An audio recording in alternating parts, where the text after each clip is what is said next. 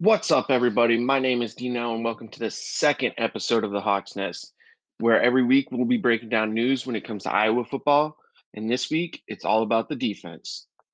The Hawkeyes consistently have had one of the nation's best defenses in the country, but with 155 days till the season kicks off and main pieces such as Campbell, Moss, and Van Ness gone, they will need key returners to step up and a few untested players to break out.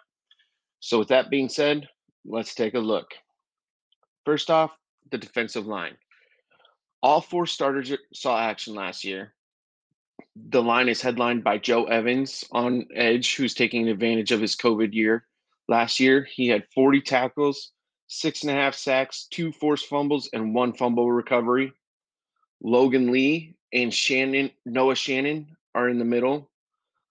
They combined for 5 sacks last year, but are more known as the run stuffers of the group. And then Deontay Craig on the other edge. He's more of a speed rusher than a power player.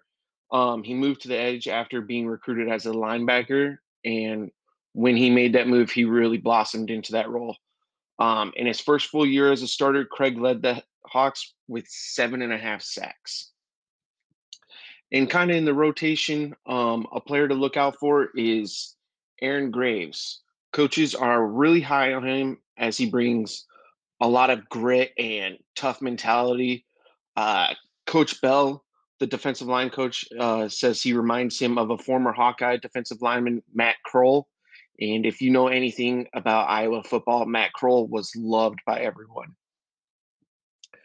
Next is the linebackers. And surprisingly for Iowa, this is their weaker part of the defense. They'll lean heavily on Virginia transfer Nick Jackson to lead the group. He was a 3-year starter at Virginia, and in 2022, he had 104 tackles, 5 sacks, and one fumble recovery. Jay Higgins will kind of slide into that middle linebacker role left by Campbell. He played sparingly last year, mostly on the outsides. He had 40 tackles and half a sack last year, but coaches say he's a smart player and they think he can slide into the middle really easily and lead that defense. And the third linebacker spot is where the battle is really going to take place. It'll be between junior Kyle Fisher and freshman Carson Sharar. Both were initially slated on the first two deep going into the spring before Nick Jackson transferred in. So they'll have to fight for that last spot. Sharar came in as the higher ranked recruit than Fisher, and has the bigger frame of the two. I believe he's 6'5", but both are really unproven. I think they had one tackle, and I believe that was Sharar on special teams who had that one tackle. Um, but I believe just kind of going with the role that the defense is transitioning to, Sharar will make that start just because he has the bigger frame and more athleticism. And then next is the secondary. This might actually be Iowa's strongest part of the defense, as all but one player had multiple starts last year. The group is led by Cooper DeJean. Without a doubt, he was one of Iowa's most consistent players last year. He led the team in interceptions with 5, and he also took over the return role that was left by the transfer out. Uh, And then lining up on the other corner is Jamari Harris.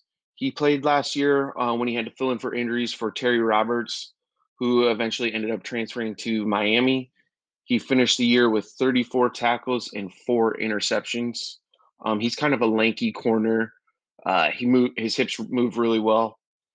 And then in the nickel or the cash roll that Iowa calls it, it'll be Sebastian Castro. He's been there the last couple of years. He's the type in your face type safety, much like Amani Hooker, Geno Stone, Dane Belton were before him. And then Quinn Schulte is returning as Iowa's free safety. Last year was his first season as a full-time starter, and he played consistent minutes, and he really took off. He had 71 total tackles with 1 interception. And then finally, the position that I'm looking most forward to is strong safety. This will be Xavier or X's Nwamka. Sorry, I can't pronounce that.